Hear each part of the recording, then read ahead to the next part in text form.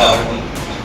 ஸலாத்தும் ஸலாமும் நமது உயிரினும் மேலான கண்மணி நாயகம் ஃபாத்திமுல் அன்பியா ஸல்லல்லாஹு அலைஹி வஸல்லம் அவர்கள் மீது, அன்னாரை பின்பற்றிய சத்திய சஹாபாக்கள், தாபியீன்கள், தபுல் தாபியீன்கள், நல்லோர்கள், நாதாக்கள், குறிப்பாக இங்கே புரிந்திருக்கக்கூடிய நம் அனைவரும் மீது மிக நிரப்பமாய் உண்டாவதாக என்ற நல்ல பிரார்த்தனையோடு பெரியவர்களே, சகோதரர்களே, காலிம நண்பர்களே, வாசல் நீச்சலார்களே, அல்லாஹ்வுடைய அளப்பெரும் கிருபை நம் மீதும் நம்முடைய குடும்பத்தாரின் மீதும் உலக முஸ்லிம்கள் அத்துணை நபர்கள் மீதும் நின்று நிலவட்டுமாக என்ற நல்ல பிரார்த்தனையோடு உங்கள் எல்லோருடைய துவாரின் ஆதரவு வைத்தவனாக எப்படி நம்ம எல்லாம் இங்கே ஒன்று கூட்டினானோ அதுபோல் நாளை மறுமையிலே நமது உயிரினும் மேலான கண்மணி நாயகம் ஸல்லல்லாஹு அலைஹி வஸல்லம் அவர்களோடு உயர்ந்த சோனபதியாம் ஜன்னத்துல் ஃபிர்தௌஸ் என்ற சொர்க்கத்திலே அல்லாஹ் தஆலா கேள்வி கணக்கில்லாமல் நம்மை எல்லாம் ஒன்று கூட்டுவானாக.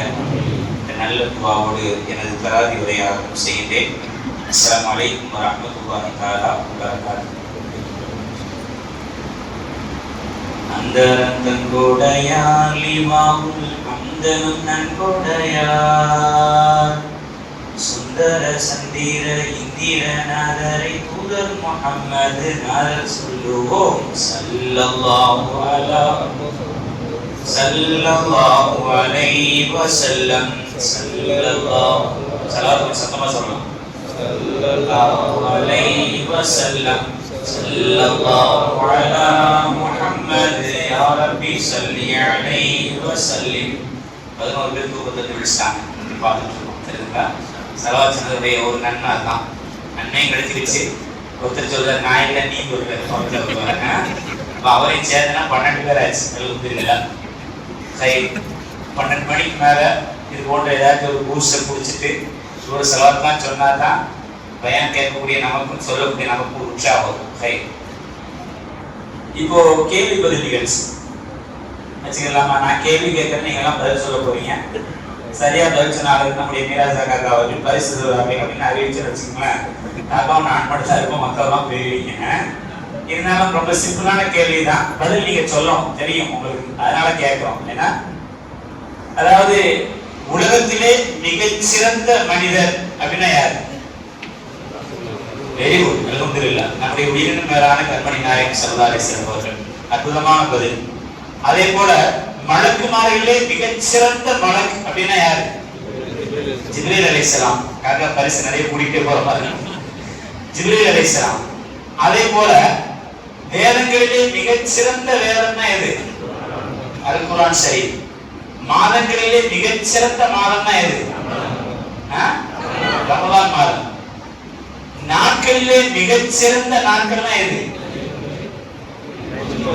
இதெல்லாம் கொஞ்சம் குழப்பது. ஜும்மாவுடைய நாள், அதை தாண்டி லைலத்துல் கத்ர் இரவுடைய நாள் அப்படின்னு சொல்லுவாங்க. அப்படிதானே? ஏன்னா 1000 மாதங்களோட சிறந்தது. அதாவது நேரத்திலே மிகச்சிறந்த நேரம் அப்படின்னா குர்ஆன் இறங்கிய நேரம். அப்போ எல்லாரும் பதில் சொன்னதுனால பரிசு எல்லாரும் கொடுக்க முடியாது. அதனால சலாத்தையும் பதிலா ஆயிக்கிறோம், பரிசா ஆயிக்கிறோம். தெரியுதுங்களா? எல்லாரும் சொல்றீங்களோ? சரி, அல்ஹம்துலில்லாஹ்.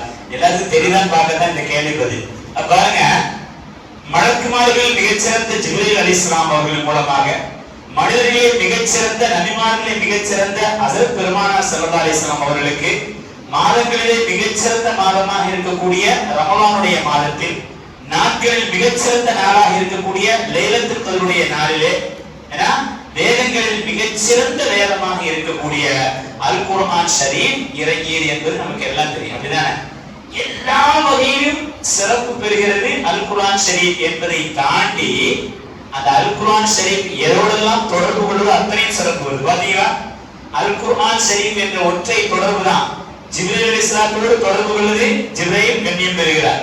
முஹம்மது நபி ஸல்லல்லாஹு அலைஹி வஸல்லம் தொடர்பு கொள்கிறது. முஹம்மது நபி ஸல்லல்லாஹு அலைஹி வஸல்லம் கண்ணியம் பெறுகிறார்கள். அதேபோல் ரமலானோடு தொடர்பு கொள்கிறது. ரமலான் மாதம் கண்ணியம் பெறுகிறது. அதேபோல் லைலத்துல் கத்ர் இரவோடு சம்பந்தப்படுகிறது. லைலத்துல் கத்ர் இரவு கண்ணியம் பெறுகிறது.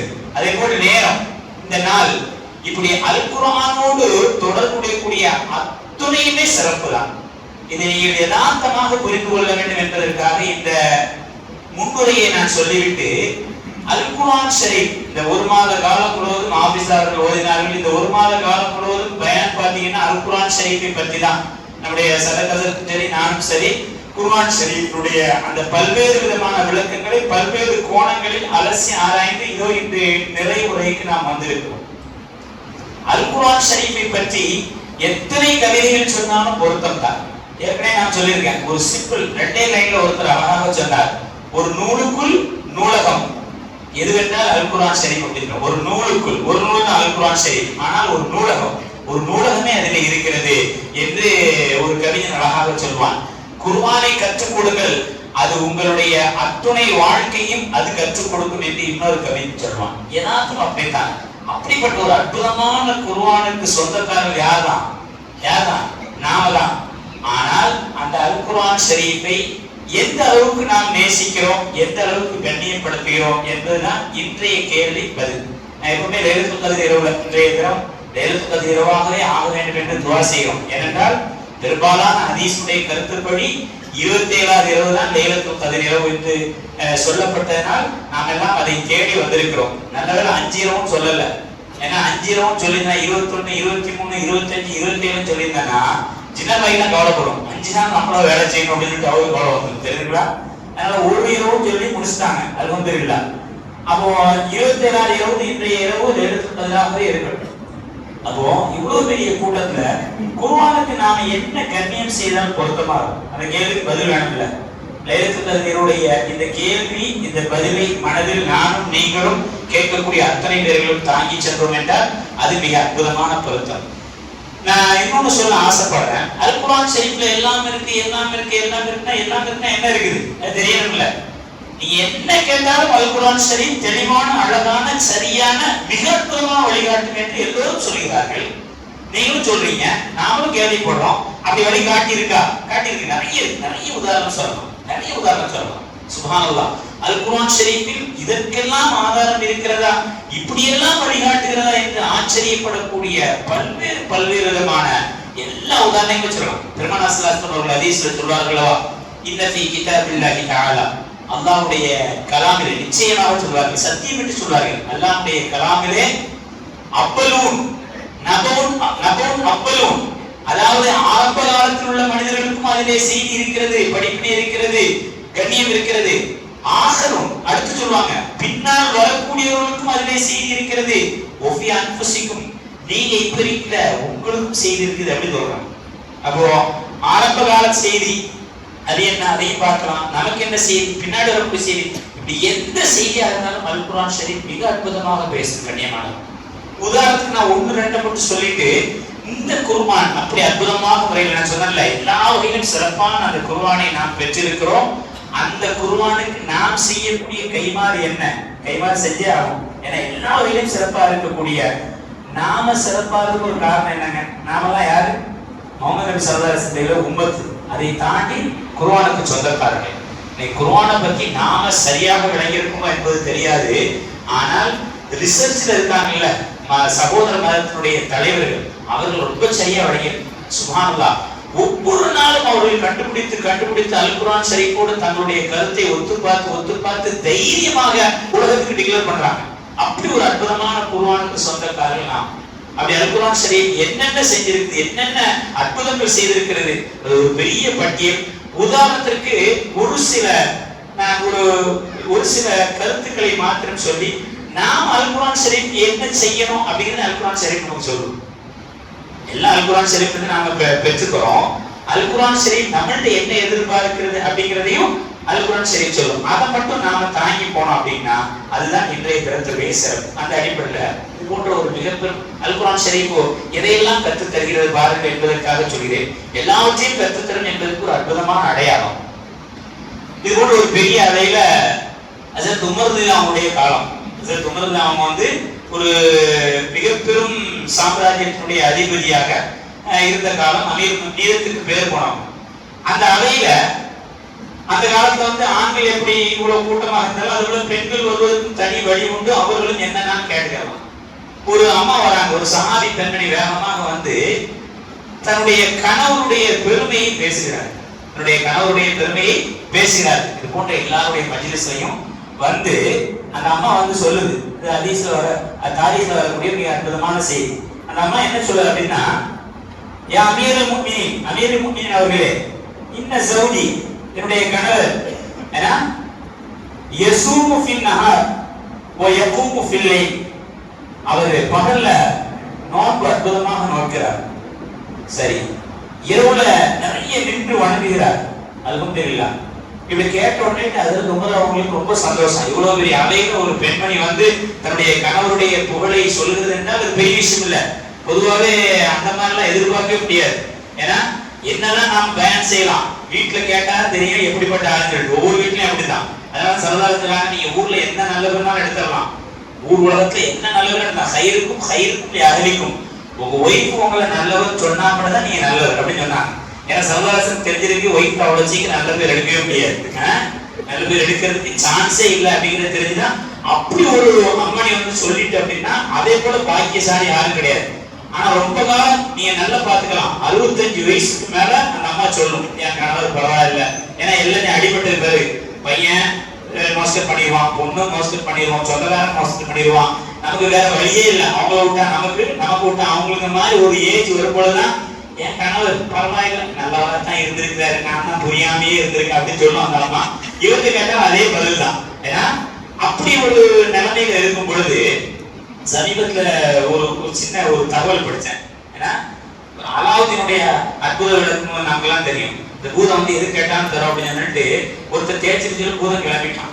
உடனே அவ ஒய்ஃப்ட்ட சொல்றாரு, நான் இப்படி தேய்ச்சிருந்த பூதம் வந்துட்டு என்ன கேட்டீங்க? உடனே அந்த பூதத்தை நான் கேட்டேன், என்னுடைய மனைவிக்கு இப்ப இருக்க அறி மாதிரி 10 மடங்கு கொடு அப்படின்னு கேட்டேன். அந்த அம்மாவுக்கு ரொம்ப சந்தோஷம். பரவாயில்ல, அந்த சமயத்தை நம்மள நினைச்சிருக்காங்க. அதுக்கு பூதம் என்ன சொல்லிச்சு அப்படின்னா, அது முடியவே முடியாது, ஜீரோவை எப்படி கூட்டினாலும் ஜீரோ தான் வந்து சொல்லிட்டு போயிட்டு அப்படின்னு. அதுக்கப்புறம் அவருக்கு சாப்பாடுலாம் கிடைக்கல, அது வேற விஷயம். எதுக்கு சொன்னோம் அப்படின்னா, இப்படிப்பட்ட உலகத்துல ஒரு அம்மா வந்து சொன்ன உடனே உங்களுக்கு அவங்க பதில் சொல்றாங்க. ஞாபகம் வச்சு, மனிதர்கள் ரொம்ப நல்லவர் ஆயிட்டார். யாரு? மனுஷர்களே ரொம்ப நல்லவர் ஆயிட்டார் அவருடைய கணவர் அப்படின்னு. அந்த மாதிரி சிரிச்சு ரெண்டாவது சொல்லுது, யா அமீருல் முஃமினீன் இன்ன ஜௌஜி அது யஸூமு ஃபின் நஹார் வ யகூமு ஃபில் லைல், அவர் வந்து பகல்ல நோன்பு நோக்கிறார், இரவெல்லாம் நின்று வணங்குறார் அப்படின்னு சொல்லிட்டு ரெண்டாவது உமர்ல அவங்க சொல்றாங்க. ஞாபகம் வச்சு, இவ்வளவு பெரிய கூட்டத்துல அந்த மனிதர் ரொம்ப நல்லவர் ஆயிட்டார் அப்படின்னு சொல்லிட்டு அந்த மாதிரி சிரிச்சுட்டே போயிடுச்சு. சபை எல்லாரும் பார்த்துட்டு இருக்காங்க, நாமும் இப்படி கேட்டுக்கிட்டு இருக்கோம், அங்குள்ள எல்லாரும் கேட்டுட்டு இருந்தாங்க.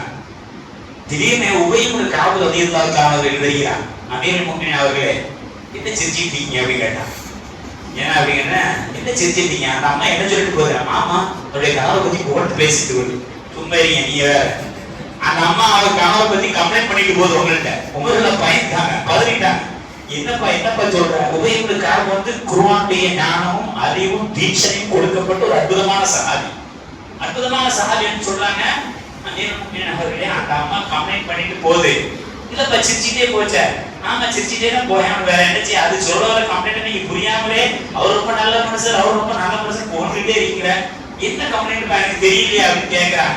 அந்த அம்மா என்ன சொல்லுதுப்பா தெரியுதா? எப்ப பார்த்தாலும் பகலுக்குள்ள நோம்பு இருக்கிறாரு, நைட் ஆனா நின்று வணங்குறாரு, எனக்குன்னு சில ஹக்கு இருக்குது, அதை பேண்டதே கிடையாது மனுஷன் அப்படின்னு சொல்லிட்டு போய் சொல்லிட்டு, ஐயோ அப்படி அது எனக்கு தெரியலையே அப்படின்னு சொல்லிட்டு அந்த அம்மா வந்து இன்னொரு பணிப்பெண் மூலமா கூப்பிட்டு விசாரிக்கல. இதைத்தான் சொல்லுவாங்க, அவர் என்னமோ ஞாபகம் சொல்லிட்டு என்ன வெளியே அந்த அம்மா போயிட்டு தெரியுதா? நான் இதைத்தான் எப்படி சொல்றது தெரியாம ஒரு வாயை சொன்ன வந்தா அவர் மனிதர்களே ரொம்ப நல்லவராயிட்டாரு, ரொம்ப நல்லா இருக்கு கூட புகழ்ந்து இவர் இருக்கிற கொஞ்ச நேரம் வீட்டோடாம ஐவர் போட்டு அமீருல் முஃமினீன் சொல்லிட்டு அந்த அம்மா சொல்லிட்டு போயிடுச்சு.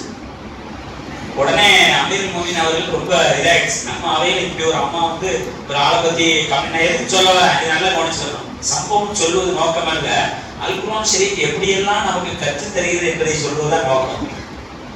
உடனே ஹஜ்ரத் உமர் அவங்க சொன்னாங்க, நீங்க கண்டுபிடிச்சிட்டீங்க, அல்லாஹ் உங்களுக்கு அந்த ஞானத்தை தந்திருக்கான், சரி நீங்க அதுக்கு தீர்ப்பு சொல்லிருங்க, இதுக்கு என்ன தீர்ப்பு? ஏன்னா அந்த அம்மா கம்ப்ளைண்ட் பண்ணிட்டு போயிட்டு இப்ப அவரை கூப்பிட்டு நீங்க நோம்பலாம் நோக்க கூடாது, தொழுகலாம் கூடாதுன்னா நீங்க அமீருல் முஃமினீன் லாயக்கு இல்லைன்னு அவரு சொல்லிடக்கூடாது. உங்களுக்கு அவங்களுக்கு அது பயம். அதனால நீங்களே பதில் சொல்லிருங்க, அதான் நல்லது. ஏன்னா நீங்க சொன்னீங்கன்னா கொஞ்சம் பொருத்தமா இருக்கும், குர்ஆன்ல இருந்து நீங்க சொல்லுவீங்க அப்படின்னு சொல்லிட்டு உடனே அந்த சஹாபியை கூப்பிட்டு விடுறான். எந்த சஹாபி மேல இந்த அம்மா இஷாரா கினாயாவா அதுல சஹாபி பேர் பண்ணி பாருங்க. ஒரு இன்டைரக்டா அழகான முறையில கம்ப்ளைண்ட் கூட எவ்வளவு கண்ணியமா இருக்கும் தெரியவா? நம்ம வீட்டு அம்மாக்கள் இது போன்ற சபையில வந்து சொல்ல சொன்னா 1/2 மணி நேரம் மூச்சு கட்டாம ஒண்ணு வேண்டாம், என்ன பத்தி சொல்ல சொன்னாலே போதும். அதுக்கப்புறம் நாளைக்கு நம்ம இமாமா இருக்குன்னு சந்தேகம் கூட அளவுக்கு சொல்லிடுவான். ஏன்னா ஆனா சஹாபாக்களுடைய பெண்மணிகள் கூட கண்ணியமான முறையில எவ்வளவு அழகா சொல்லிட்டு போன உடனேட்டு அந்த சஹாபியை கூப்பிட்டு நபியர்கள் கூப்பிட்டு கேட்கறாங்க. அவர் வேகமா, ஆமா நீங்க சொன்னா நான் ரொம்ப நல்ல மனுஷன் தான், பகலுக்குள்ள நோம்புதான், இரவுக்குள்ள வணக்கம் அதெல்லாம் நிறுத்துவேன், அதெல்லாம் போதும், வீட்டுக்கும் சில கடன் இருக்குல்ல அதெல்லாம் உங்களுக்கு தெரியுதா? அப்பதான் அவருக்கே தெரியுது, ஓ அப்படி ஒண்ணு இருக்குதோ, இது தெரியாம நம்ம அல்லாஹ் வணங்கிட்டேன். அதையும் நான் புரிஞ்சு வச்சுக்கணும். 24 வருஷம் அல்லாஹ் தானே நினைக்க சொல்லவே இல்லை, அதனால தெரிஞ்சுங்க. சில ஆட்கள் பாத்தீங்கன்னா ஃபுல்லா எப்ப பார்த்தாலும் எதுவுமே தேவையில்லை அப்படி சொல்லவே கிடையாது. இஸ்லாம் அப்படி சொல்லவே கிடையாது.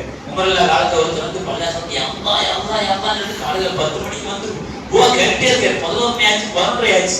வேகமா வந்து ஒரு சாட்டியை வச்சு அடி போட்டாங்க. என்ன கேட்கிறேன்? இல்லாட்ட நான் எல்லாம் கேட்கிறேன். இல்ல கேட்டேன் இங்க எப்படி தருவான், போய் உழைக்க போனாதான் எல்லாம் கிடைக்கும். அடிச்சு விரட்டி விட்டாமா. நல்லா எல்லாம் தருவான், எல்லாம் தருவான். பள்ளியாசலே உட்காந்து ஒண்ணு கிடைக்காது. பள்ளியாசல உட்கார சரக்கு அலிமசன்னா உட்காந்து கேட்டுக்கிட்டே இருக்க வேண்டியது அவங்க வேலையா இருக்கலாம். மற்றவங்க எல்லாம் பள்ளியாசல எப்ப நான் எல்லாம் நம்புறேன்னு சொல்றதுக்கு அனுமதி கிடையாது. அப்பதான் அந்த மனசு உணர்றாரு, ஆக அப்படி செய்யக்கூடாதோ. உபயோகம் கேட்பவர்கள் உங்களுக்கு பதில் சொல்லாமன்னுட்டு அழகான பதிலை சொல்றாங்க. என்ன சொல்றாங்க அப்படின்னா, 3 நாள் நீங்க என்ன செய்யலாம், நோம்பு வைக்கலாம், 3 இரவு நின்று வரலாம். ஆனா 4ஆவது நாள் நீங்க என்ன செய்யணும், நோம்பு வைக்க கூடாது, இரவு நின்று வணக்கூடாது, கூட்டு போயிடணும் அப்படின்னு சொல்றாங்க.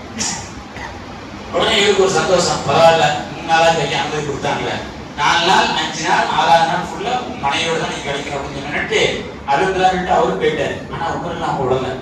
அதெல்லாம் சரி, இது எங்க இருந்து சொன்னீங்க, இது எனக்கும் தெரியல, சர்வதாசன் சொன்ன மாதிரி தெரியல, உங்களுக்கு எப்படி இது யார் சொல்லியிருந்தா? உமரெல்லாம் விட மாட்டாங்க. உமரெல்லாம் எப்படின்னா எல்லாம் சரிதான் சிரிச்சுட்டே இருப்பாங்க. ஆனா சட்டம் வர சொல்லி எல்லாத்தையும் மாத்தி கீத்தி சொன்னமோ அவ்வளவுதான். உடனே நினைச்சுனா தானி யார சொல்ல பாவதி 3 கிலோ வாழ உரிமை தான் நிற்பாங்க. இவரெல்லாம் லாய்க்கில் இஸ்லாத்தை இருக்கவே லாய்க்கில் விழுவாங்க. இப்படி சொல்லிட்டு உமரெல்லா முகத்தை மாத்தி கொண்டு கேட்கிறாங்க, இந்த சட்டத்தை உங்களுக்கு யார் சொல்லித்தது எனக்கு சொல்லுங்க அப்படின்னு சொல்றாங்க. உடனே அப்பதான்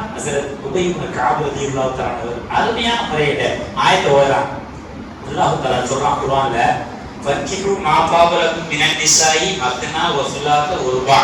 ஏன்னா நம்ம சமுதாயத்துல 99.4% பேர் அமல் செய்யாத ஒரு ஆயத்னா இந்த ஆயத் தான். என்ன சொன்னா அல்லாஹ் தஆலா, அல்லாஹ் உங்களுக்கு ஹலால் ஆக்கி இருக்கிறான், நீங்கள் விருப்பப்பட்டால், உங்களுக்கு தாக்கத் இருந்தால் பெண்களிலே நீங்கள் திருமணம் முடித்துக் கொள்ளுங்கள். 1ஆகவோ 2ஆகவோ 3ஆகவோ 4 வரைக்கும் என்ன செய்யலாம், திருமணம் முடித்துக் கொள்ளலாம் அப்படின்னு இஸ்லாத்தினுடைய அனுமதி இருக்கிறது. நாம பெரும்பாலும் 99.4 பேர் இதெல்லாம் பேண்டதே கிடையாது. ஏன்னா ஒண்ணுலயே நமக்கு எல்லா வகையான தெளிவும் வந்துடும். அப்படிதானே? அந்த காலத்துல அதை கேள்விப்பட்டிருக்கோம், அந்த காலத்துல அப்படி இப்படி கேள்விப்பட்டிருக்கோம், இந்த காலத்துல நினைச்சு கூட பார்க்க முடியாது. ஒண்ணு அல்ஹம்துலில்லாஹ் சுப்ஹானல்லாஹ், இந்த வாழ்க்கை பெரும்பான்மையான வாழ்க்கையோட சந்தோஷமா போனாலே போதும் சொல்லிட்டு நம்மள பெரும்பாலும் இந்த ஆயத்தை அமல் செய்ய மாட்டாங்க. அதுல ஃபக்கிஹு மா தவலக் மின் நிசாய், ஒன்னோட போதும், இந்த வசுவாசா ஒரு பாகம் போகாதீங்க அப்படின்னு சொல்லக்கூடிய ஆட்கள் நம்மள நிறைய பேர் இருக்காங்க. அல்லாஹ் தஆலா நம்முடைய வாழ்க்கையை சந்தோஷமாக்கி வைப்பாங்க. ஏன்னா ஒன்னா இருந்தாலும் சந்தோஷமா இருக்கணும்னா அல்ஹம்துலில்லாஹ். அது என்ன அப்படின்னா, அவன் இந்த ஆயத்துக்கும் நீங்க சொல்ற சட்டத்துக்கும் சம்மந்தமே இல்லையா அப்படின்னு சொல்லிட்டு உமரெல்லாம் கேட்கிறாங்க. யாரு அமீர் முஃமினீன் அவர்களே, அல்லாஹ் என்ன சொல்றான், 4 பேரை மனம் முடிக்கலாம் அப்படின்னு சொல்றான். அப்படின்னா 4 பேருக்கு என்னாச்சு அப்படின்னா, ஒருத்தருக்கு ஒரு இரவு ஒரு பகலை ஒதுக்கணும். ரெண்டாவது ஒருத்தர் 4 மணி முடிச்சிருந்தார் அப்படின்னா, அவர் சொல்லக்கூடிய பதில பாருங்க. ஒருத்தர் 4 மணி முடிச்சிருந்தார் அப்படின்னா, இப்போ திங்கட்கிழமை என்ன செய்யலாம், ஒரு மனைவியோடு அவர் இருக்கலாம், செவ்வாய்க்கிழமை ஒரு மனைவியோடு, புதன்கிழமை ஒரு மனைவியோடு, வியாழக்கிழமை ஒரு மனைவியோடு.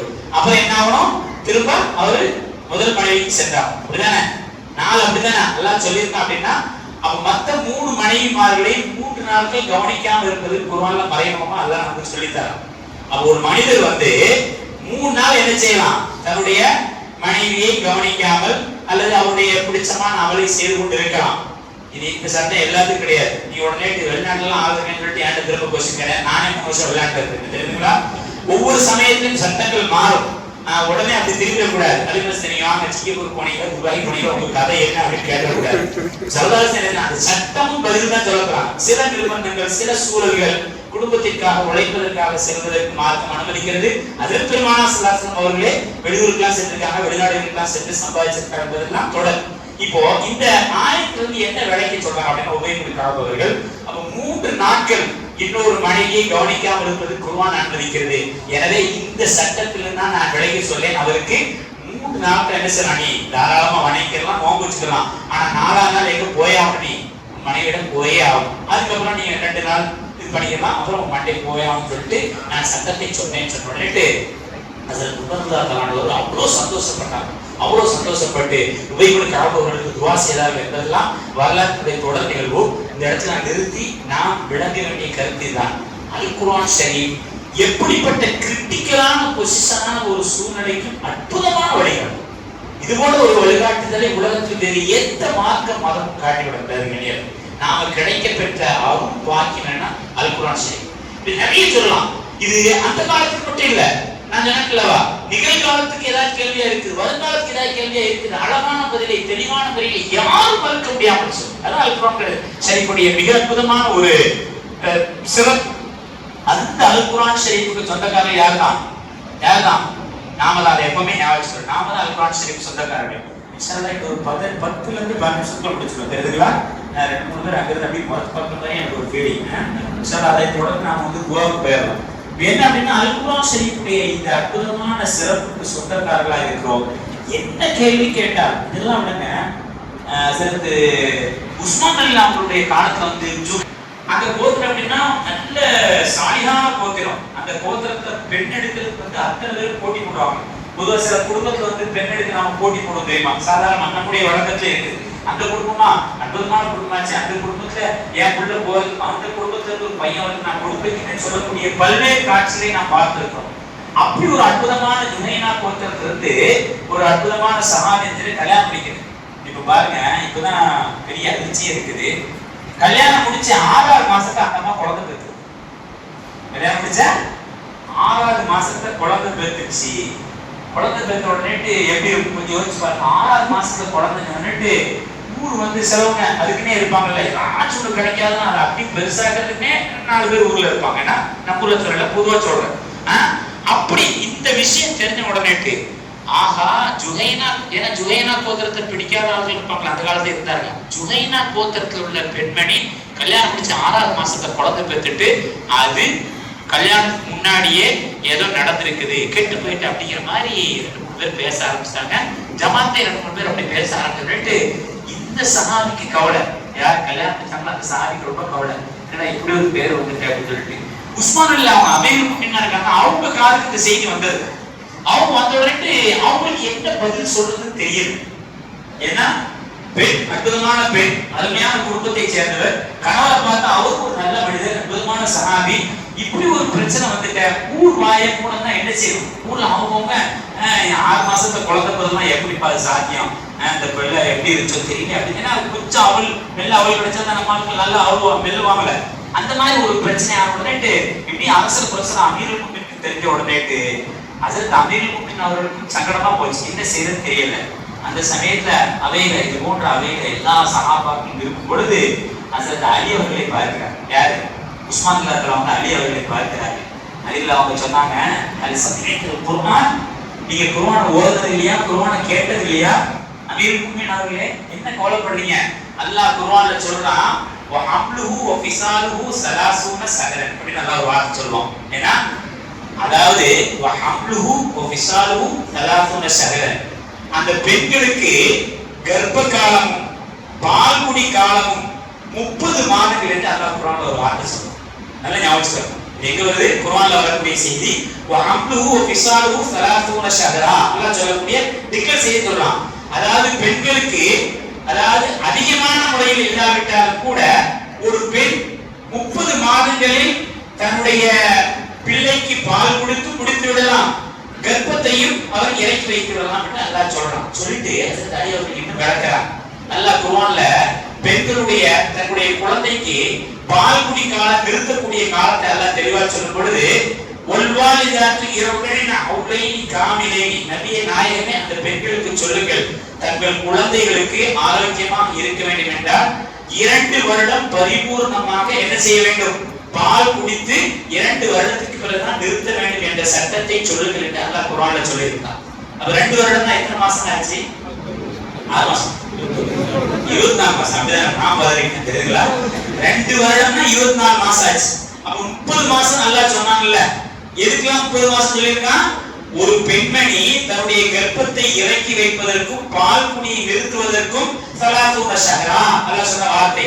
வஹம்லுஹு அவருடைய கர்ப்ப காலமும் வஃபிசாலுஹு அவருடைய பால் குடி காலமும் மொத்தமாக சேர்த்து நபியே நாயகமே அந்த மக்களிடத்தை சொல்லுங்கள், நான் வைத்திருக்கக்கூடிய அளவு 30, அதற்கு கூடாக என்று அல்லாஹ் தஆலா எங்கிருந்து ஆரம்பிக்கிறான்? 30 இருந்து ஆரம்பிக்கிறான். அப்ப 30னா 12 24 கழிச்சுனா நீ எத்தனை நாள் இருக்குது? 6 மாசத்துல குழந்தை பெற முடியுமா முடியாதா? கேட்ட உடனே மெல்லின வாய்ப்புல மூடிச்சு. அந்த சஹாபிக்கு அவ்வளவு பெரிய சந்தோஷம். அந்த சஹாபி பெண்மணிக்கு அதோட சந்தோஷமா அந்த தம்பதிகள் வீட்டுக்கு சென்றார்கள் என்பதெல்லாம் ஒரு தொடர் நிகழ்வு. ஹஜ்ரத் உஸ்மான் ரலியல்லாஹு தஆலா அன்ஹு அல்ஹம்துலில்லாஹ் அல்ஹம்துலில்லாஹ் அல்ஹம்துலில்லாஹ் அல்லாஹ்வுக்கு எல்லா புகழும். எப்படிப்பட்ட ஒரு அருமையான சட்டத்தை அல் குர்ஆன் ஷரீஃபிலிருந்து எடுத்து நீங்கள் சொல்லிவிட்டீர்கள் என்று அதற்கு அலி அவர்களை நோக்கி சந்தோஷப்பட்டார்கள் என்பதெல்லாம் வரலாற்றை தொடர் நிகழ்வு. இங்கே நான் நிறுத்துவேன். கிரிட்டிக்கலான பொசிஷன்ல என்ன கேள்வி வந்தாலும், என்ன ஒரு சங்கடம் வந்தாலும் அல் குர்ஆன் ஷரீஃபை அணுகி பார்த்தோம் என்றால் அற்புதமான பதிலை, எல்லோராலும் ஏற்றுக்கொள்ளக்கூடிய பதிலை, எல்லோராலும் சந்தோஷப்படக்கூடிய பதிலை தரும் என்பதுதான் அல் குர்ஆன் ஷரீஃபுடைய சிறப்பு. என்ன பிரச்சனை? நான் ஒன்றும் இல்லைங்க, நான் அடிக்கடி சொல்லக்கூடிய வார்த்தை தான். உங்களுக்கு மனக்கவலை அதிகமாக இருந்தால், ஏன்னா எல்லாருக்குமே அந்த கவலையும் ஆகும். கவலை இல்லாத ஆளுங்க யாரா இருக்குமா? யாரு கிடையாது, எல்லாருக்கும் ஒரு கவலை இருக்கும். ஏன்னா அப்படி மனக்கவலை ரொம்ப இருக்க நேரத்துல ஒண்ணும் இல்ல, உங்களுக்கு வாய்ப்பு இருந்தா நீங்க என்ன செய்யுங்க அப்படின்னா அல்ஹம்துலில்லாஹ் பள்ளியாசல் வாங்க. ஏன்னா அல்லாஹ் தஆலா சொல்றான் தத்மையினல் குலூப் அப்படிங்கிற ஒரு வார்த்தையை சொல்றான். என்ன அப்படின்னா பள்ளியாசலுக்கு வந்து ஒது செஞ்சு ஒரு 2 ரக்காத் அழகா தொழுது நமக்கு இருக்கக்கூடிய பெரிய கிருபை, பெரிய பாக்கியம் சொல்லலாம். பல தடவை நானெல்லாம் அதை அனுபவித்திருக்கிறேன். என்ன பிரச்சனை ஆனாலும், அதாவது அடிபட்டாலும் கூட, அதனால அடிபட்டு வந்தீங்களா அப்படின்னு கேட்டாரு தெரியல, வீட்டுல அடித்தடி சண்டை வந்தாலும் கூட அந்த மாதிரி கவலையான சமயத்துல ஒண்ணும் இல்ல, அழகா பள்ளியாசலுக்கு வந்து 2 ரக்காத் தொழுது குர்ஆனை திறந்து எது உங்களுடைய பார்வையில் படுகிறதோ அல்லது ஒரு பக்கம் ஓதிப்பாங்க, உங்களுடைய கவலையெல்லாம் தீரும் என்பது தீர்க்கநபி ஸல்லல்லாஹு அலைஹி வஸல்லம் அவர்கள் சொன்ன அற்புதமான உண்மை. நம்ம எத்தனை பேர் இருக்கோம் கொஞ்சம் யோசிச்சு பாருங்க. நீ சொல்லக்கூட நீ உடனே இப்படி கேட்கக்கூடாது. அதற்கு ஒரு அப்படி ஒரு பிரச்சனை நினைச்சு நானும் வந்தேன் 2 ரக்காத் தொழுதேன், குர்ஆனை ஓதி பார்த்தா ஒரு பக்கம் ஓதினாலும் கவலை தீர்ந்த மாதிரி தெரியல அப்படின்னா அப்ப நீங்க 2 ரக்காத் கூட்டணும், 4 ரக்காத் ஆகணும். ஏன்னா ஒரு பக்கத்தை 2 பக்கம் ஆகணும்னு அர்த்தம். அதுக்காக குர்ஆன் மேல பயப்படக்கூடாது, தெரியுங்களா? ஆனா ஏதோ ஒரு தீர்வு இருக்கு. இது நான் ஏதோ சபைக்காக அல்லது எல்லாரும் கேட்டுட்டு இருக்கீங்க குர்ஆனை பத்தி சிறப்பா சொல்லணுன்றதுக்காக சொல்லவில்லை. கண்ணியமானவர்களே, நமக்கு கிடைக்கப்பட்ட அற்புதமான பாக்கியம் அல் குர்ஆன். சிலருக்கு குர்ஆன் ஓத கூட தெரியாது, தெரியாம இருக்கலாம், ஒன்றும் பிரச்சனை இல்லை, வாங்க தொழுவுங்க, குர்ஆனை முத்தி நெஞ்சோடு அணைத்து. நமக்கு குல்லுல்லா சூரா எல்லாத்துக்கும் தெரியும், அப்படிதானே? குல்லுல்லா சூரா தெரியாத யாருக்கு இருக்கீங்களா? நல்லவரை யாரும் இல்லை. அப்படி இருந்தீங்கன்னா வச்சுக்கோங்களேன், கவுன்சிலிங் ரூம் வந்துருங்க. நம்முடைய காக்கா அம்மா கட்டி சாப்பிட்ட கவுன்சிலிங் ரூம் இருக்கு, தெரியுங்களா? குல்லுல்லா சூரா கத்து கொடுத்தா வெளியே அனுப்ப மாட்டோம், தெரியுங்களா? அதுதான் கவுன்சிலிங் தான் இருக்கு. குல்லுல்லா சூரா எல்லாருக்குமே தெரியும். குல்லுல்லா சூரா முன்னாடி முடிச்சு அந்த கவலை கண்டிப்பாக உங்களுடைய மனதிலிருந்து போகும். போகுதோ இல்லையோ அல்லாஹ் இன்னொரு சந்தோஷத்தை உங்களுக்கு தருவான். இது எத்தனை உண்மை. இதை அனுபவித்து பார்த்தால் மாத்திரம்தான் தெரியும். அல்லாஹ் அனுபவிக்கக்கூடிய பாக்கியத்தை நமக்கு தான் தருவான். அல் குர்ஆன் ஷரீஃப்ல எந்த ஒரு பிரச்சனையோடு அணுகினாலும் சுப்ஹானல்லாஹ் அது காட்டக்கூடிய வழிகோல் வேறு யாரும் காட்ட முடியாது. அப்படிப்பட்ட அற்புதமான பொக்கிஷத்துக்கு நாம் சொந்தக்கார். அவ்வளவு ஏங்க நான் நிறைவா ஒரே ஒரு விஷயத்தை சொல்லி நிறைவேற வருகிறேன். ஏன்னா அல் குர்ஆன் ஷரீஃப்ல குறை கண்டுபிடிக்கணும்னு சொல்லிட்டு ரிசர்ச் செய்தவங்களுடைய வாழ்க்கை மாறிய வரலாறு எல்லாம் சமீபத்தில் நான் படிச்சிருக்கேன். அல் குர்ஆன் ஷரீஃப் நாம ரிசர்ச் பண்றதோ இல்லையோ, நம்முடைய எதிரிகள் இருக்காங்கல்ல, ஏன்னா நம்முடைய எதிரிகள்லாம் யாரும் தெரியும்? யூத பையன் தான் நம்முடைய மத எதிரி, நல்லா குர்ஆன்லயே சொல்லிட்டோம். அடுத்து நசராக்கள், யூத நசராக்களுடைய தொந்தரவு. நம்மளோட அரபிய மிக தெளிவாகவும் அழகாகவும் அற்புதமாகவும் பேசக்கூடியது யாரு? யூதனும் நசராவும். அந்த யூத பாதிரி ஒருத்தர் பாதிரியா இருக்காரு. யூத பாதிரியார்னா எவ்வளவு பெரிய சமீபத்துல இந்த ஈரான் அமெரிக்காவுடைய போர் நமக்கெல்லாம் படிச்சு சந்தோஷமா ஒரு செய்தி கிடைச்சது. என்ன தெரியுமா? இந்த குழந்தைகள் எல்லாம் கொல்ல வேண்டும் என்று பத்வா கொடுத்த ஒரு ஆயிஷா இறந்து யூத பாதிரியார், தெரியுங்களா? அடுத்தது நீங்க வேற மாதிரி நினைச்சிடாதீங்க. யூதத்துல ஆலிமா இருந்தார்ல, யூதத்துல பெரிய பாதிரியா இருந்தவர். அவருடைய பத்வா எப்படின்னா குழந்தைகள்லாம் கொண்டுருங்க, அப்பதான் உருவாக்க மாட்டாமா அப்படின்னு பத்வா கொடுத்த போய் தான் அந்த குழந்தைகளுடைய ஸ்கூல்ல அடிச்சதாக ஒரு கேள்வி. உண்மையா பொய்யா அப்படிங்கிற தாண்டி குழந்தைகளை கொள்றதுல வந்து யூதம் வந்து கொஞ்சம் கூட தயங்க மாட்டாங்க. அந்த காலத்துல பிராவுடைய காலத்திலே பழக்கம். ஏன்னா காசாவில் எத்தனை குழந்தைகளை கொண்டிருக்கிறார் அவங்க எல்லாம் பார்க்க பரிதாபமா இருந்துச்சு. அவங்க அத்துணை தாய்மாருடைய அந்த துவா உலகம் முழுவதும் அவர்களுக்காக அழுது கேட்ட துவா இன்று கபூலாய் இருக்கிறதோ என்று நாம் சந்தோஷப்படக்கூடிய அளவுக்கு செய்திகள் வந்து கொண்டே இருக்கு. நல்லா இன்னும் அதை தொடர செய்யட்டும், இன்னும் நமக்கு வெற்றியை தரட்டும், நாம் துவா செய்யணும். இப்ப என்ன அப்படின்னா, அப்படி ஒரு யூத பாதிரியார் நீங்க இன்டர்நெட்ல அடிச்சு பாருங்க. ஏன்னா சிராஜ் ஹசரத் நீங்க சொல்ற தகவல் இருக்கா நான் செக் பண்ணா சொல்லுவாங்க. ஆனா நான் சொல்லி அதை தெரிஞ்சுங்களா, நீங்க கூகுள் சர்ச் பண்ணி பார்க்கலாம். டாக்டர் மில்லர் சொல்லிட்டு யூதத்துல வந்து ஒரு பெரிய பாதிரியார். அவர் குர்ஆன்ல கொலை கண்டுபிடிக்கணும் அப்படிங்கிறதுக்காண்டி என்ன பண்றாருன்னா குர்ஆனை ரிசர்ச் ஆராய்ச்சி செஞ்சு தன்னுடைய 3வது வருஷத்தை இஸ்லாத்தை எல்லாருக்கும் அதிர்ச்சி. ஏன்னா மனுஷன் கொலை கண்டுபிடிக்க போவான்னா அவருக்கு கொஞ்ச நேரம் ஆராய்ச்சி பண்ணி இஸ்லாத்துக்கு வந்துட்டாரு. என்ன காரணம் தெரியல. அவர் சொல்லுகிறார், இன்னும் நெட்ல தகவல் இருக்கு, நீங்க எடுத்து பார்க்கலாம். டாக்டர் மில்லர் சொல்றாரு, அதாவது நான் குர்ஆனை ஆராய்ச்சி செய்ய நோக்கமே என்ன அப்படின்னா கொலை சொல்லணும் அப்படிங்கிறது தான். ஆனால் ஒரு சூரா என்னை இஸ்லாத்திற்கு கொண்டு வந்து விட்டது அப்படின்னு சொல்றாரு. என்ன சூரா? சின்ன சூரா, நமக்கெல்லாம் தெரிந்த சூரா. தப்பத் யதா அபீல சூரத் அபூ லஹப் ஒரு சூரா இருக்கு குர்ஆன்ல, தெரியுமா? தப்பத் யதா அபீல ஹனிவதம் மா நானு மாலு மா கஸப் சயஸ்லா நாரன் தாத ரஹி உம்ராது அம்மாலத்துல் ஹதம் ஃபீ ஜீதியா ஹப்லும் மின் மஸத். அல்ஹம்துலில்லாஹ். தப்பத் சூரா நிறைய பேருக்கு தெரிஞ்சிருக்கு. ஏன்னா நம்ம பள்ளியாசல வந்து பூசல. நான் ஒரு தொழுகையில தப்பத் யதா ஓதினேன். ஒரு வயசான பெரியவர் வந்து, சார் என்ன காரியம் பண்ணிட்டீங்க? நான் என்ன மகரிப் 3 ரக்காத் 4 ரக்காத் தொழுதுட்டு பதறி இந்த காக்கா ஒன்றும் தெரியலையே அப்படின்னு கேட்டா, தப்பத் யதா போய் ஓதிட்டீங்களா? சொல்றேன் தப்பத் யதா தான் போறேன். தப்பத் யதானா குர்ஆன் ஓதக்கூடாது. என்னங்க சொல்றீங்க? புது சட்டமா இருக்குங்க. தேவபந்து வரைக்கும் போய் ஓதி வந்து நான் இப்படி ஒரு சட்டத்தை கேள்விப்பட்டதே இல்லையா? இல்ல பெரியவங்க எல்லாம் சொல்லியிருக்காங்க தொழுகையில தப்பத் யதானா ஓதக்கூடாது. எந்த பெரியவங்க சொன்னாங்க? நமக்கு தேவை 4 இமாம்கள் தான். 4 இமாம்கள் பிரிச்சு கொடுக்கிறதே மகரிப் தொழுகையில நீங்க என்ன அலந்தரல இருந்து குலோதுல் இப்னாஸ் வரைக்கும் சூறாக்கள் ஓதுங்க, பெருமானா ஸல்லல்லாஹு ஓதிருக்காங்க அப்படின்னு ஆதாரபூர்வமா காட்டாங்க. இல்ல அது அபூ லஹபுடைய கரம் நாசமா வருது அதனால ஓதக்கூடாதுங்க. அபூ லஹபுடைய கரம் நாசமான என்ன? நாசமா போனா நமக்கு என்னங்க? அல்லாஹ்வே நாசமான்னு சொல்லிட்டான் அபூ லஹபுடைய கரம். இங்க பெருமானாரை தூக்கி அவனுடைய கரம் நாசமான என்ன? நாசமாட்ட என்ன?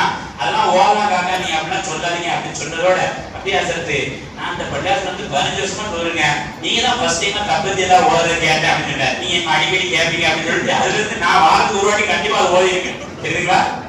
ஹை இப்ப தப்பத்தி அபிலாபி நான் ஆராய்ச்சி செய்து பார்த்த உடனே எனக்கு இஸ்லாத்துடைய ஞானம் வந்தது அப்படின்னு டாக்டர் மில்லர் சொல்றாரு. ஆச்சரியப்பட்டு போனது உலகம். அவர்கள் ஆச்சரியப்படுறார்கள், நமக்கு ரொம்ப ஆச்சரியம். யாரு? இஸ்லாமிய அறிஞர்கள். நான் படிச்சு பார்த்தோன்னு எனக்கு ரொம்ப ஆச்சரியம். அப்படி தப்பத்தினால என்ன இருக்கு அப்படின்னா அவர் சொல்லக்கூடிய ஒரு பதிலை பாருங்கள். அல் குர்ஆன் ஷரீஃப் யாருக்கு எப்பொழுது எங்கிருந்து என்ன அருமையான வழியை காட்டும் என்பதற்கு இந்த டாக்டர் மில்லரும் யூத இனத்தை சார்ந்த பாதிரியாக இருந்த ரிசர்ச் உடைய PhD முடிச்ச டாக்டர் மில்லரோட ஆதாரம் அல் குர்ஆன் ஷரீஃப் யாருக்கு எப்பொழுது எங்கே வழிகாட்டும். முதலில் முத்தகீன் முதலில் ஆலமீன் அல்லாஹ் சொன்னான் அல்லவா, அதெல்லாம் மிக நிதர்சனமான உண்மை என்பதற்கு இந்த ஒரு சூரா நமக்கு ஒரு அற்புதமான உதாரணம். அவர் சொல்றாரு, தப்பத் யதா அபீ லஹப் சூரா இறங்கிய பொழுது அபூ லஹப கண்டிச்சுதான் இறங்குச்சு. அப்படிதானே? அபூ லஹப் யாரு? ரசூலுல்லாஹ்வுடைய சச்சாவா இருந்தான், உறவுகளா இருந்தாலும் கூட ஸல்லல்லாஹு அலைஹி வஸல்லம் ரொம்ப தொந்தரவு கொடுத்தான். ஒரு கட்டத்துல முஹம்மது நபியுடைய கரம் நாசமாகும். மௌதுல அல்லாஹ் காப்பாத்துறாங்க. எங்கள் பெருமானா ஸல்லல்லாஹு அலைஹி வஸல்லம் அவர்களை தூற்றிய பொழுது அல்லாஹ்வுக்கு பொறுக்க முடியாம அல்லாஹ் ஆயத்தை இறக்கினான். தப்பத் யதா அபீ லஹப் வதப்.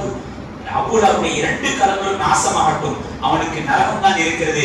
அவனுக்கு மாத்திரமல்ல அவனுக்கு உதவி செய்யக்கூடிய அவனுடைய மனைவிக்கும் நரகம் தான் என்று அல்லாஹ் தஆலா ஆயத்தை இறக்கினான். சரி, இதுக்கு நீங்க இஸ்லாத்துக்கு வந்தது என்னங்க சம்பந்தம்? மில்லர் சொல்கிறார், இந்த ஆயத் இந்த சூரா இறங்கியதற்கு பிறகு 11 வருஷ காலம் அபூ லஹப் உயிரோடு இருந்திருக்கு. எத்தனை வருஷ காலம்? 11 வருட காலம் அபூ லஹப் உயிரோடு இருந்திருக்கிறான். அவன் நினைத்திருந்தால் குர்ஆனை பொய்ப்படுத்த வேண்டும் என்று விரும்பி இருந்தால் உண்மையாக ஏற்றுக்கொள்ள வேண்டும் தேவையில்லைங்க. சும்மா லா இலாஹா இல்லல்லாஹ் முஹம்மது ரசூலுல்லாஹ் நான் அல்லாஹ்வை ஏற்றுக்கொண்டேன் அவருடைய தூதரை ஏற்றுக்கொண்டேன் என்று சொல்லி இருந்தான் என்றால் குர்ஆன் பொய்யே. அப்படிதானே? அல் குர்ஆன் ஷரீஃப் பொய்யே. ஏன்னா அல் குர்ஆன் ஷரீஃப்ல தெளிவா அல்லாஹ் தஆலா டிக்ளேர் பண்ணிட்டான், அந்த இறையை நிராகரித்த முஹம்மது நபி ஸல்லல்லாஹு அலைஹி வஸல்லம் நிராகரித்த அபூ லஹபுடைய 2 கரங்களும் நாசமாகட்டும், அவருடைய மனைவி நாசம் உண்டாகட்டும், அவர்கள் இருவருக்கும் நரகம் இருக்கிறது என்று அல்லாஹ் சொல்லி முடிக்கிறானே. ஒரு மருந்து கூட அப்படியா முஹம்மது நீங்க சொல்றீங்க? இப்ப பாருங்க, ஒரு சின்ன ஐடியா பண்ணி என்ன செய்யலாம், எல்லாரும் மத்தியில வச்சு யார சொல்லலாம், நான் வந்து இஸ்லாத்துக்கு ஏத்துக்கிறேன்னு சொல்லி இருந்தான்னா எது பொய்யா? எது பொய்யா? குர்ஆன் பொய்யா? அல் குர்ஆன் ஷரீஃப் பொய்யா? அப்படிதானே? அப்ப அல் குர்ஆன் ஷரீஃப் வந்து 11 வருஷமாக தாக்காடுகிறது. மில்லர் சொல்கிறார், உண்மையிலே சொல்லணும் கூட தேவையில்லைங்க. அவன் பொய்க்காவது வந்து என்ன செய்யலாம், லா இலாஹா இல்லல்லாஹ் சொல்லியிருந்தான்னா குர்ஆன் பொய்யா இருக்கும். ஆனால் அப்படிப்பட்ட ஒரு வார்த்தை, அப்படிப்பட்ட ஒரு எண்ணம் அவனுக்கு ஏற்படாது என்றால் இந்த குர்ஆன் ஷரீஃப் மிக அற்புதமான இறைவேதம் என்பதற்கு நான் சாட்சி சொல்கிறேன் என்று தன்னுடைய ரிசர்ச்சின் முடிவிலே டாக்டர் மில்லர் லா இலாஹ இல்லல்லாஹ் முஹம்மது ரசூலுல்லாஹ் என்று சொல்லி இஸ்லாத்தை ஏற்றார் என்பதெல்லாம் வரலாற்றையே தொடர்ந்து. இப்படி நீங்க பாத்தீங்கன்னா சுப்ஹானல்லாஹ் அல் குர்ஆன் ஷரீஃபுடைய அந்த அற்புதமான அற்புதங்கள் இருக்கிறது. ஒவ்வொரு இடத்துலயும் அது செய்த மாற்றங்கள், அது செய்த நிகழ்கால நிகழ்வுகள் சுப்ஹானல்லாஹ் கேட்க கேட்க படிக்க படிக்க பார்க்க பார்க்க ஆச்சரியம். நிறைய சொல்லிட்டே போகணும். நான் இந்த இடத்துல நிறுத்தி நிறைவு வருவேன். இப்படிப்பட்ட அல் குர்ஆன் ஷரீஃபுக்கு சொந்தக்காரர் யாருதான்? முதல் சொந்தக்காரர் யாருதான்? நம்ம தான். நாங்களாம் சொந்தக்காரர். அதனாலதான் பட்டு துணியில அழகா பேக் பண்ணி நம்ம வீட்டுல வச்சிருக்கோம் அப்படின்னு சொல்றது நல்ல பெருமை. அதல்ல பெருமை. அந்த குர்ஆன் ஷரீஃபை ஒரு கால் நம்முடைய மூதாதையர்கள் மூலமாக நமக்கு குர்ஆன் கிடைத்திருக்கிறது, குர்ஆன் ஓதக்கூடிய பாக்கியம் கிடைத்திருக்கிறது. ஏன் இதை நான் ரொம்ப கவலையோடு சொல்றேன் அப்படின்னா, அதாவது இன்றைய தலைமுறை நல்லா படிக்கிறாங்க, மாஷா அல்லாஹ், வாழ்த்துக்கள், எல்லாரும் படிக்க வேண்டும். ஆனால் அல் குர்ஆன் ஷரீஃபை படிப்பதற்கான வாய்ப்பை ஏற்படுத்தி அது பெற்றோர்களால் மாத்திரம்தான் முடியும். ஏன்னா நிறைய குழந்தைகள் நம்முடைய நாட்டினுடைய சூழல் யதார்த்தமாக காலையும் மாலையும் டியூஷன் என்ற பெயரில் அந்த நேரத்தை எல்லாம் நம்மிடத்திலிருந்து பறித்துக் கொண்டார்கள். அதனால் நிறைய பேர்கள் குர்ஆனுடைய தொடர்பே இல்லாமல் உருவாகக்கூடிய குழந்தைகள் இன்று நிறைய பேர்கள் உருவாகிவிட்டார்கள். அல்லாஹ் காப்பாற்ற வேண்டும். அருமையான பெற்றோர்களே, அல் குர்ஆன் ஷரீஃப் அவ்வளவு அற்புதமானது. யாரோ படித்து எப்படி எல்லாமோ பயன்பெறப்படுது. நாம் சொந்தக்காரர்கள், நாம் படித்து நம்முடைய சந்ததிகள் படித்து சந்ததிகளாக படித்து பயன்பெற வேண்டும் என்பதற்காக சொல்கிறேன். அந்த அல் குர்ஆன் ஷரீஃபை நாம் கற்றுக்கொள்வதோடு நம்முடைய குழந்தைகளுக்கும் கற்றுக் கொடுக்க முயற்சி செய்யும். முயற்சிக்கலாமா? எந்த குழந்தையும் பெரியவர்கள் வயது முதிர்ந்த நம்முடைய பேர குழந்தைகள் தன்னுடைய பிள்ளைகளுக்கு சண்டை போடுங்க. என் பேர பிள்ளைக்கு வந்து குர்ஆன் கத்து கொடுக்கணும்பா, அது மதரசால போய் ஓதனான்னு அவரோட அசர் பத்தி கத்து கொடுத்தாங்க. குர்ஆன் ஓதாம என்ன செய்யக்கூடாது, அது இருக்கக்கூடாது. பிள்ளைக்கு உரிமையோட சண்டை போடுங்க, அது தப்பே கிடையாது. அதே போல தாத்தா ரொம்ப செல்லம் கொடுத்து என் பிள்ளை காலமாத்தால எழுந்திரிக்க மாட்டான்பா, நீ சும்மா இருப்பான்னு வராரா, அந்த தாத்தாவோட மகன்கள் சண்டை போடுங்கள். அதாவது என்ன குடும்பத்தை போல் கூட்டி விடுங்க அப்படின்னு நினைக்காதீங்க. இது நல்லதுக்கா. ஏன்னா சில குடும்பத்துல அப்படி நடக்குது. சில குடும்பத்துல தாத்தா பேரனோட பாசத்துல காலையிலமே அந்த அம்மா எழுப்பும். யாரு அந்த அம்மா எழுப்புறது? பாசத்துல எழுப்புறதோ அல்லது தாத்தா கோபத்துக்கு எழுப்புறதோ அதெல்லாம் தெரியாது.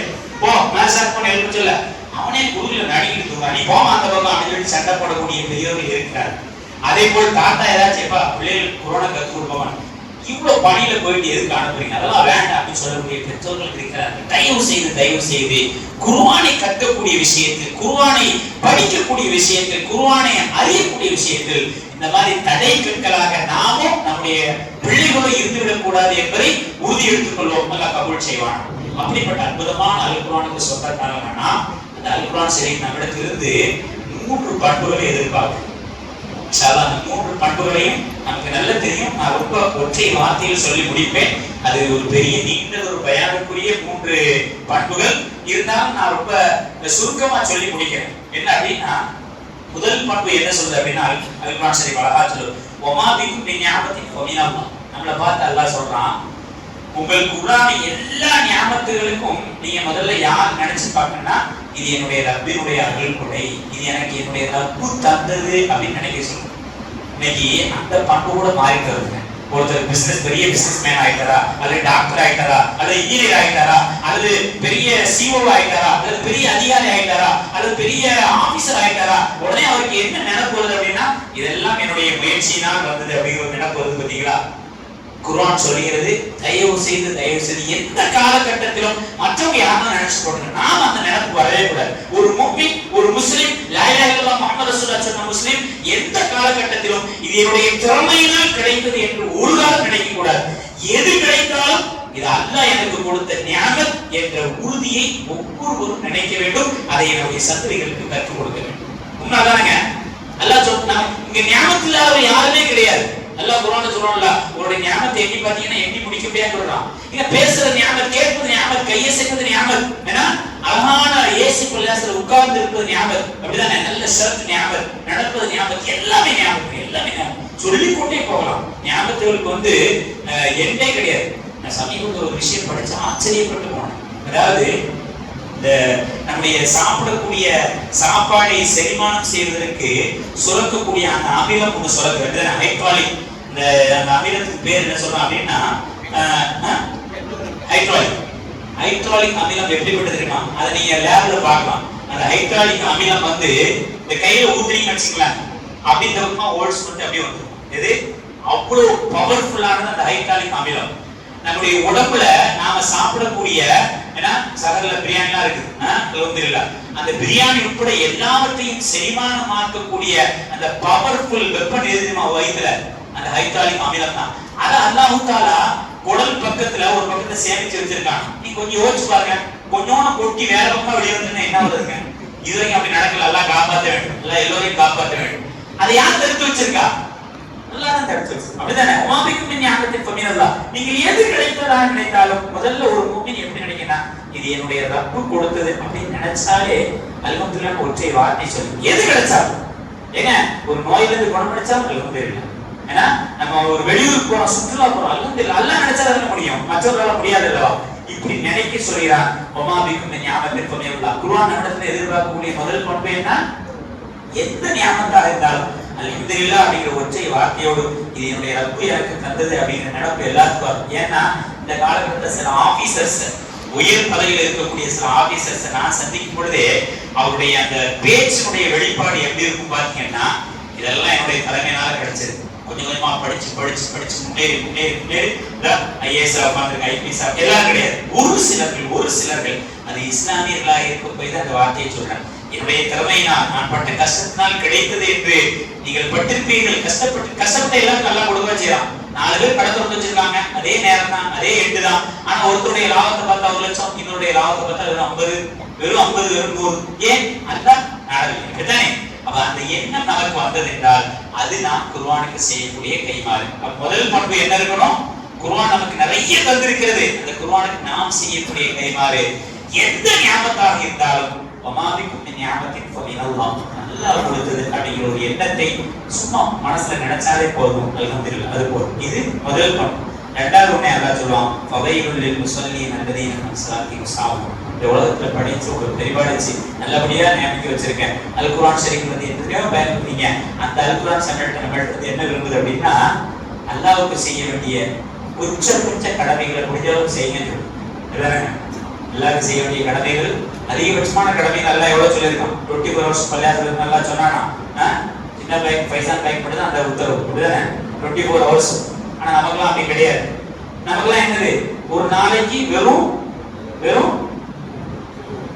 சூரியன் போட கிடைக்கிறது 50 நிமிஷம் தெரியுங்களா? வெறும் 50 நிமிஷம் ஒதுக்கினா போதும், அப்படிதானே? எவ்வளவு அற்புதமான பாக்கியம் பாருங்க. அப்போ ஓட்டு போடுறப்பா கேட்காதீங்க, அது தனி சப்ஜெக்ட் தெரியுங்களா? போடுங்க, தான் நல்லது. அப்போ 50 நிமிஷம் எனக்கு ஒதுக்குனா போதும் சொல்லிட்டு அல் குர்ஆன் ஷரீஃப் சொல்லும், அப்படிதானே? வமினல் லைலி ஃபதஹ், அல்லாஹ் குர்ஆன்ல சொல்லும் பொழுது இரவினுடைய 2 ஓரத்திலும் மத்திய பகுதியிலும் ஈவினிங் நேரத்தை என்னை நினைத்து பார்க்க வேண்டாமா அப்படின்னு அல்லாஹ் குர்ஆன் மூலமா கேட்கிறான். அது நினைச்சு பார்த்தாலே போதும். இங்க நிறைய சகோதரர் வந்திருக்கீங்க, அல்ஹம்துலில்லாஹ் ரொம்ப சந்தோஷம். சரகஸ் சொன்ன போல எல்லா சுகமும் இப்படி இருக்குன்னா ரொம்ப சந்தோஷமா இருக்குமே அப்படின்னு ஆசைதான். எல்லாரும் தொழுவீர்கள் என்ற நம்பிக்கை எனக்கு இருக்கிறது.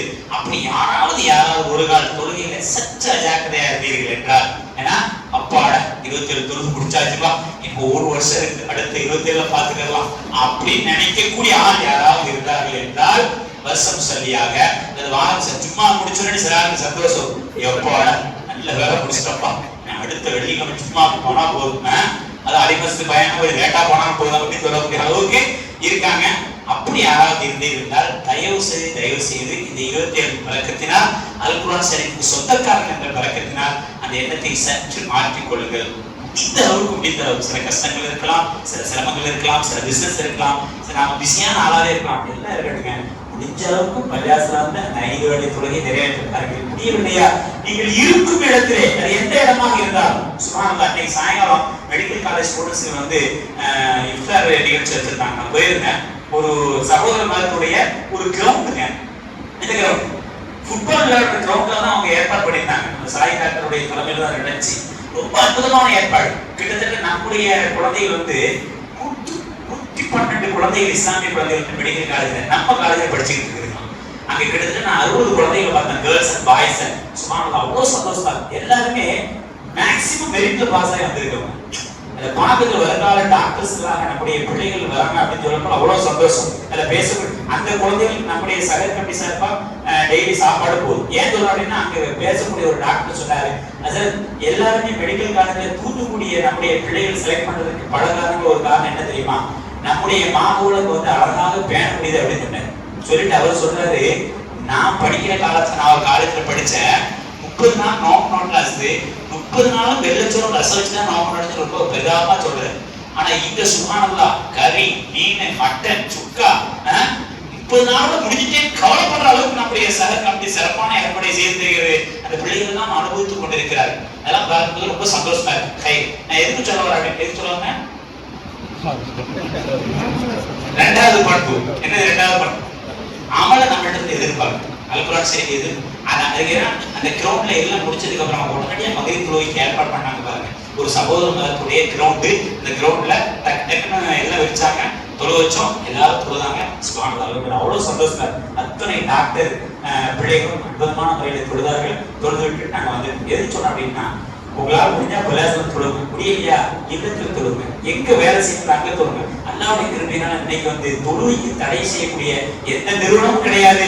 அப்படி நிறுவனமாக இருந்தால் அது வருங்காலத்தில் நிறுவனமாக இருக்காது என்பது நிதர்சனமான உண்மை. நாளைக்கு போக இருக்கணும் தெரியுங்களா? அப்ப தொழுகையில தயவு செய்து அஜாக்கிரதையா இருக்காது. சார் எல்லாரும் தொழுதுலாமா? எல்லாரும். ஏன்னா அல்குரான் சரி நம்மள்ட்ட எதிர்பார்க்கக்கூடிய பண்பு. 27 அன்னைக்கு வரதையும் வரலாமா ஆக்கிறாங்க அப்படின்னு தயவு செய்து நினைச்சிருக்கீங்க தெரியுங்களா? அன்புகூர்ந்து கேட்டுக்கொள்கிறோம், குர்ஆனின் சார்பாக கேட்டுக்கொள்கிறோம். நம்முடைய வாழ்க்கையில நமக்கு என்ன ஒரு சூழல் வந்தாலும் தொழுகையை மட்டும் நீங்க விட்டுறாதீங்க. அல்லாஹ் குர்ஆன்ல சொன்னா, இன்ன ஸலாத்த தன்ஹா அனில் ஃபஹ்ஷாஇ வல் முன்கர். நீங்கள் தொழுகையாளியாக இருந்தீர்கள் என்றால், பேணுதலாக தொழுதீர்கள் என்றால், உங்களுக்கு எவ்வளவு பெரிய அவமானம் வரக்கூடியதாக இருந்தால் கூட அல்லாஹ் தட்டி மாட்டோம். அல்லாஹ் கபூல் செய்யும். இது ரெண்டாவது நம்மளுடைய எதிர்பார்க்கக்கூடிய பண்பு. முதல் பண்பு என்ன சொல்லுங்க?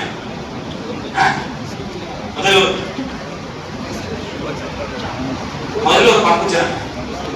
குர்ஆன் நம்மள்ட்ட என்ன எதிர்பார்க்குதுங்க? முதல் பண்பு அல்ஹம்துலில்லாஹ், நன்றி சொல்லுங்க. நன்றி சொல்லுங்க.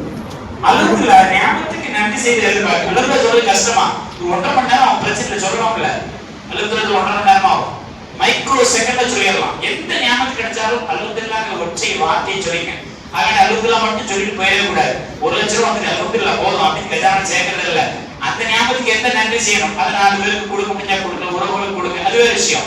கைக்கு ஒரு ஞாபகத்துக்கு, காலுக்கு ஒரு ஞாபகம். காலில் எப்ப பார்த்தாலும் ஹெட்போனை மாட்டிட்டு என்னதான் கேட்பாமோ தெரியாது. என் பையன் உட்பட சொல்றது தெரியுங்களா? எப்ப பார்த்தாலும் மாட்டிட்டு போதான் செய்யறாங்க. எதைனாலும் கேளுங்க, சம்டைம்ல குர்ஆனை கேளுங்க. ஏன்னா காதுக்கு என்று ஒரு ஹக்கு இருக்கிறது. நல்ல விஷயங்களை கேட்கிறேன், இது போன்ற ஆலைகளை பயன்படுத்திக் கொள்ளுங்கள்.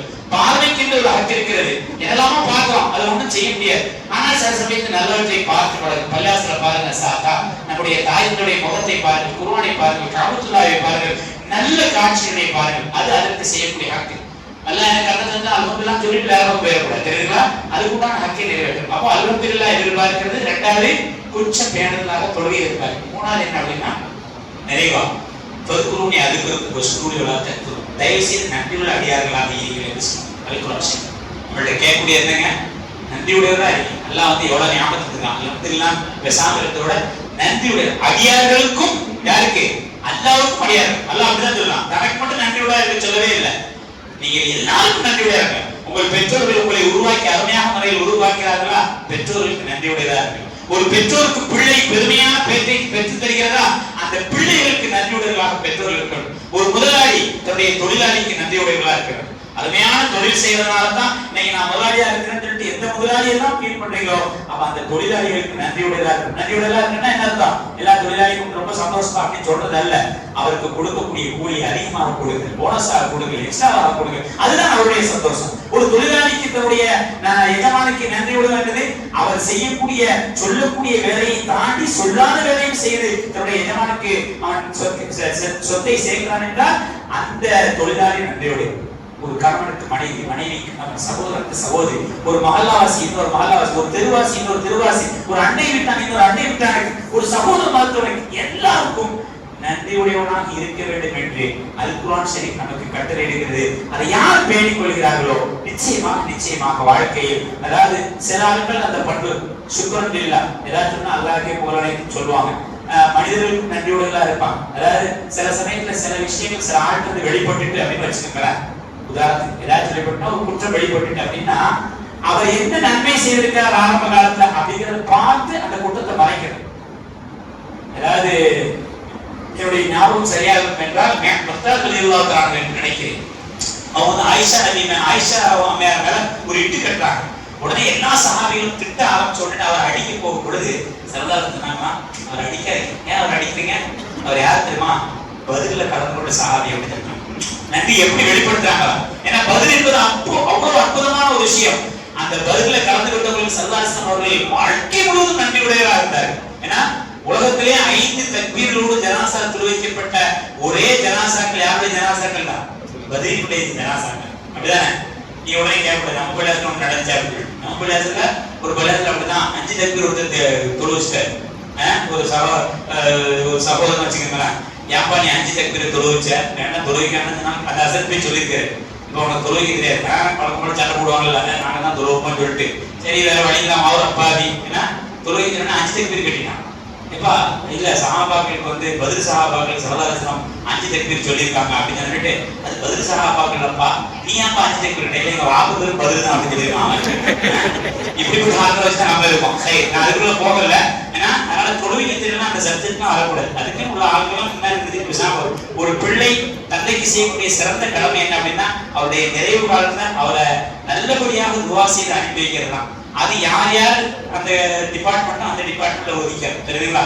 நானே சட்டம் செஞ்சு நானே போடுறோம் அப்படின்னா ஒரு கை இருக்காது, ஒரு கால் இருக்காது. அப்படிதான் அதே போல அந்தந்த டிபார்ட்மெண்ட் ஆளுகளும் அந்தந்த டிபார்ட்மெண்ட்ல விட்டுறோம். அதான் நம்முடைய ஜாமியா படத்துல அதை ரொம்ப தெளிவாகவே பேணிட்டு இருக்கோம். எவ்வளவு பெரிய ஆள் இருந்தாலும் நம்ம கேட்டாலும் நம்ம வந்து விடுறது கிடையாது. தெரியுதா?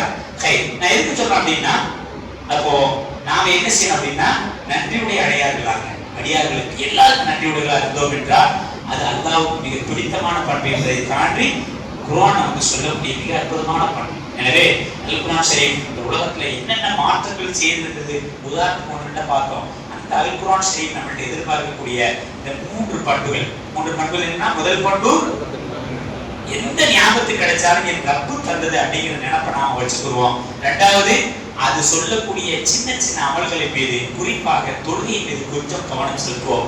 மூன்றாவதாக உலகத்தில் வாழக்கூடிய அத்துணை ஜீவராசிகளுக்கும் நன்றி உடையவர்களாக இருப்போம். பெரிய மனிதர்களிடமிருந்து சிறந்த மனிதர்களிடமிருந்து ஏதாவது ஒரு தவறு நிகழ்ந்து விட்டால் அதை பெரிதுபடுத்தாமல் அவர் செய்த நல்ல காரியங்கள் நினைத்து அவருக்கு நன்றியுடையதாக இருந்தோம் என்றால் அதை அல்லாஹ் விரும்பக்கூடிய பண்பு, குர்ஆன் விரும்பக்கூடிய பண்பு, அனல் பெருமானார் ஸல்லல்லாஹு அலைஹி விரும்பக்கூடிய பண்பு என்பதையெல்லாம் மனதில் நிறுத்திக் கொண்டு அல்லாஹ் தஆலா அப்படி உயர்ந்த பண்புகளுக்கு சொந்தக்காரர்களாக நம்மை நம்முடைய சந்ததியை கபூல் செய்வானாக. அல் குர்ஆன் ஷரீஃப் எதை கற்றுத் தந்ததோ அதை வாழ்க்கை முழுவதும் பேணி நடக்கக்கூடிய நல்ல மக்களாக அல்லாஹ் என்னையும் உங்களையும் உலக முஸ்லிம்கள் அத்துணை நபர்களையும் ஆக்கிடுவானாக. இந்த அல் குர்ஆன் ஷரீஃபுடைய பரக்கத்தினால் அல் குர்ஆன் ஷரீஃபுடைய அந்த அற்புதமான கலாமுல்லாஹ் அல்லாஹ்வோடு நமக்கு உண்டான அந்த தொடர்புடைய பரக்கத்தினால் அல்லாஹ் தஆலா எல்லா விதமான கைது பரக்காத்துகளையும் நமக்கும் நம்முடைய சந்ததிகளுக்கும் தந்தருவானாக. லா இலாஹ இல்லல்லாஹ் முஹம்மது ரசூலுல்லாஹ் சொல்ல எந்த கலிமாவை சொன்ன எந்த மனிதர் எந்த நாட்டில் எந்த மூலையில் இருந்தாலும் அல்லாஹ் அவர்கள் அனைவரையும் கண்ணியத்தோடு வாழச் செய்வானாக. இந்த குர்ஆனின் பொருட்கள் அத்துணை பாக்கியங்கள் அல்லாஹ் நமக்கு தருவானாக. இந்த நல்ல துஆவோடு உங்கள் எல்லோருடைய துஆவை ஆதரவை நிறைவு செய்கிறேன். வாஹ்த தஆலா அல்ஹம்துலில்லாஹி ரப்பில் ஆலமீன். அஸ்ஸலாமு அலைக்கும் வரஹ்மத்துல்லாஹி தஆலா வபரகாத்துஹு. செய்திகளை உடனுக்குடன் தெரிந்து கொள்ள உங்கள் கரம் டிவியை சப்ஸ்கிரைப் செய்யுங்கள். அதோடு பெல் பட்டனையும் கிளிக் செய்யுங்கள்.